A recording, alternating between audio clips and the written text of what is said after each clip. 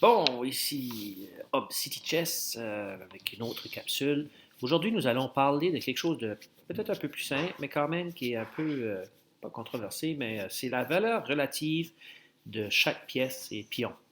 Alors, on va partir du principe que un pion, alors c'est qu'est-ce que chaque pièce vaut, euh, puis les pions. On va partir du fait qu'un pion, on va dire que ça vaut un. OK? Un pion vaudrait comme un point. On sait que l'important, c'est de mettre l'adversaire échec et mat. Ça, on s'en sort pas, c'est ça qui est important.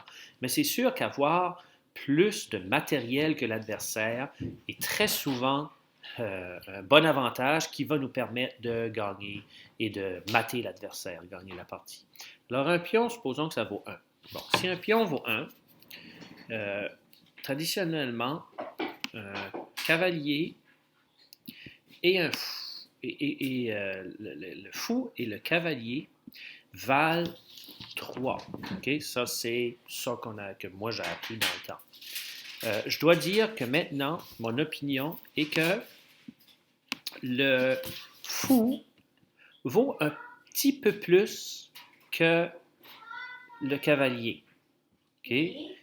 Puis, ce qui se passe, c'est que la raison pourquoi, c'est qu'on va dire, si tu as les deux fous, qu'on a un cavalier et un fou, souvent les deux fous vont être plus forts, là, comme très souvent. J'ai déjà vu aussi des parties, deux tours, une genre de finale de partie, deux tours avec des pions, puis un cavalier, pardon, un fou contre un fou, puis une tour avec des pions.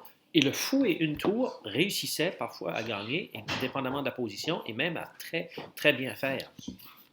Euh, alors, là, on a un pion qui vaut 1, le cavalier vaut 3, le fou vaut 3 aussi, mais 3,2 peut-être, un petit peu plus. OK?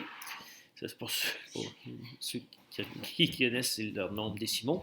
Puis, après, on a la tour qui vaut 5 et la dame qui vaudrait 9. Le roi, on ne donne pas de valeur au roi. La raison, c'est parce que le roi, si tu le perds, c'est fini.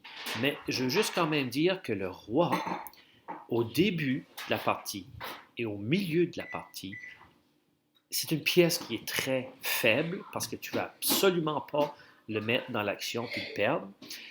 Mais à la fin partie, durant les fins de partie, où est-ce qu'il n'y a pas beaucoup de pièces sur le jeu, puis il y a peu de chances de se faire mettre échec et mat, le roi devient une pièce très puissante.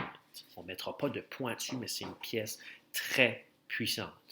Alors, en sachant ça, on peut dire que une dame, disons un exemple, une dame vaut un petit peu moins, dépendamment des cas, c'est sûr, que deux tours. OK? On pourrait, parce que deux tours, ça vaut 10, une dame vaut 9. On pourrait dire qu'une tour, puis un cavalier, ça vaut moins que,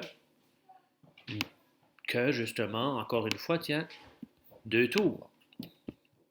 OK?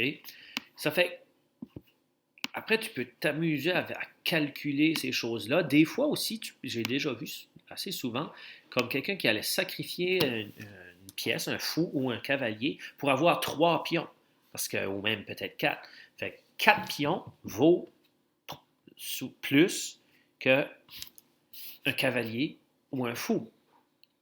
C'est sûr, ça dépend toujours de la position, mais là, on parle en général.